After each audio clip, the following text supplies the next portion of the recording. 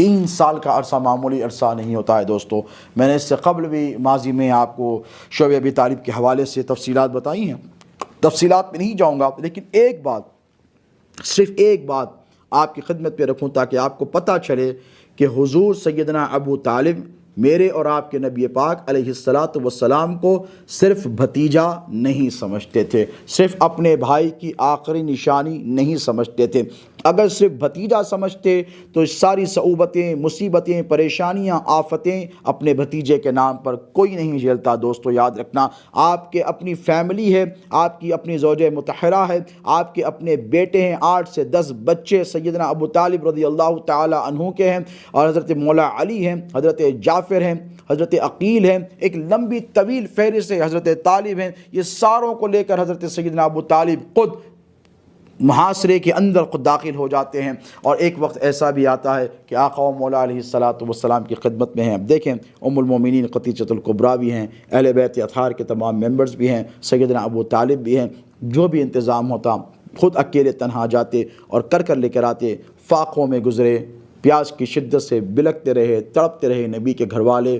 حضرت ابو طالب نے دیکھا کہ حضرت ابو طالب کے صاحبزادگان خود نحیف ہو گئے، کمزور ہو گئے، ویک ہو گئے، لیکن پھر بھی حضرت سیدنا ابو طالب کے استقامت پر قربان جائیں کہ آقا و مولا علیہ الصلاۃ والسلام کو ایک پل کے لیے بھی تنہا نہیں چھوڑا۔ ایک وقت ایسا بھی آیا کہ آقا پاک علیہ الصلاۃ والسلام آرام فرما رہے ہیں غار میں، اطراف سے مشرکین مکہ گھات لگا کر بیٹھے ہیں۔ یہ ابو جہل اور اس کا جو ٹولہ تھا، ابو لہب اور اس کا ٹولہ تھا، اس نے دشمنیوں کو بھی چھوڑا نہیں ہے، ابھی بھی یہ طاق میں ہیں کہ یہ کیسے نبی رحمت صلی اللہ علیہ وسلم کا خاتمہ کر دیں۔ یہ قتل کی سازشیں دن رات بناتے اور گھات لگا کر بیٹھتے، اور تیر چلانے کے لیے ہمیشہ کوشاں رہتے کہ تیر چلا دیا جائے اور محمد کا نعوذ باللہ من ذالک خاتمہ کر دیا جائے، تاکہ یہ سارے مسئلے سے نجات حاصل ہو جائے مکے کے لوگوں کو۔ لیکن وہ کیا جانتے، واللہ یعصمک من الناس کے مصداق، اللہ رب تبارک و تعالیٰ نے حضرت سیدنا ابو طالب کو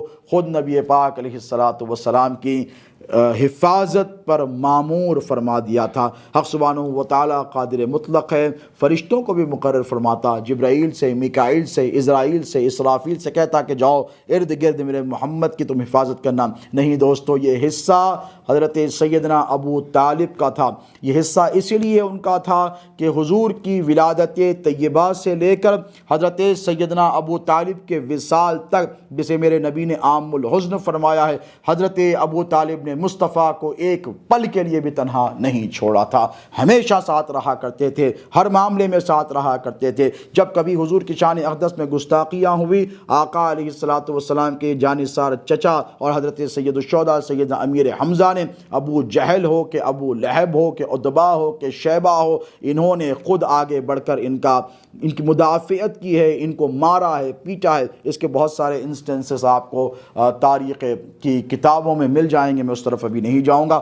حضرت سیدنا ابو طالب نے حضور پاک علیہ الصلاۃ والسلام کو ایک مرتبہ آرام فرما رہے ہیں اور کہا کہ اے محمد، آپ یہاں سے اٹھیں اور وہاں جا کر لیٹ جائیں۔ حضور نے کہا ٹھیک ہے، چچا کا حکم ہے، چلا جاتا ہوں۔ یہاں سے اٹھے، وہاں چلے گئے۔ دیکھیں، اعلان نبوت ہو چکا ہے، اب میرے نبی نے نبوت کا اعلان فرما دیا ہے، قرآن کی وحی کا نزول بھی شروع ہو گیا ہے، آیتوں پہ آیتیں بھی آ رہی ہیں۔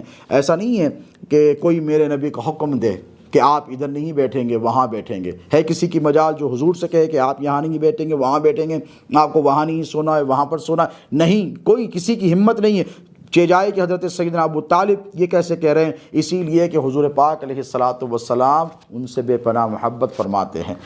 حضور کو پتہ ہے کہ یہ میرا محسن چچا ہے، یہ وہی چچا ہے جس نے اپنی جان کی قربانی کیے بغیر، اپنی اولاد کی جان کی قربانی کیے اور پرواہ کیے بغیر، یہ وہی چچا ہے جس نے میری حفاظت کی ذمہ داری خود لے کر رکھی ہے۔ حضور اٹھے اور اٹھے جا کر وہاں پر جا کر حضور لیٹ گئے۔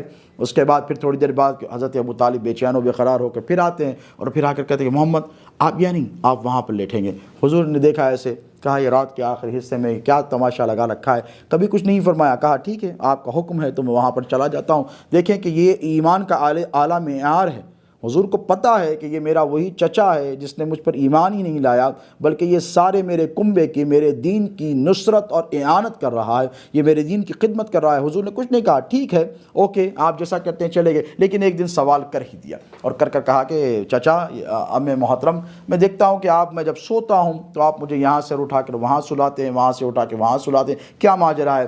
تو مسکرائے اور مسکرا کر کہا قربان جائیں اس جذبے ایثار کے، اس جذبے ایثار کی مثال رہتی دنیا تک کوئی پیش نہیں کر سکتا۔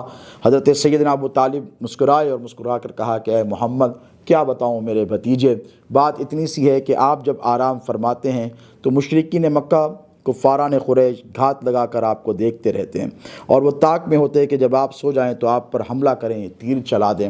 میں یہ کرتا ہوں کہ آپ کو اس جگہ سے ہٹا کر، جب وہ دیکھ لیتے ہیں رات میں اور پھر پلٹ کر چلے جاتے ہیں اور یہ سمجھ جاتے ہیں کہ اب پھر پلٹ کر آنا ہے، تو میں اپنی اولادوں کو وہاں پر اس لیے سلا دیتا ہوں، علی کو کبھی سلا دیتا ہوں، جعفر کو کبھی سلا دیتا ہوں۔ طویل سارے ناموں کی فہرست گرائی حضرت ابو طالب نے اور کہا کہ اے محمد جب تیر آپ پر چلایا جائے تو میں چاہتا ہوں کہ علی آپ پر قربان ہو جائے، میں چاہتا ہوں کہ عقیل آپ پر قربان ہو جائے، میں چاہتا ہوں کہ جعفر آپ پر قربان ہو جائے۔ خدا کی عزت کی قسم دوستو، یہ وہ قربانی کا جذبہ ہے جو رہتی دنیا تک کوئی پیش نہیں کر سکتا۔ اگر صرف بھتیجے کی جان کی تحفظ کا سوال ہوتا تو کون سا ایسا باپ ہے دنیا میں بتائے جو اپنے بیٹے کو قربان کر کر محض ایک بھتیجے کو بچا لے؟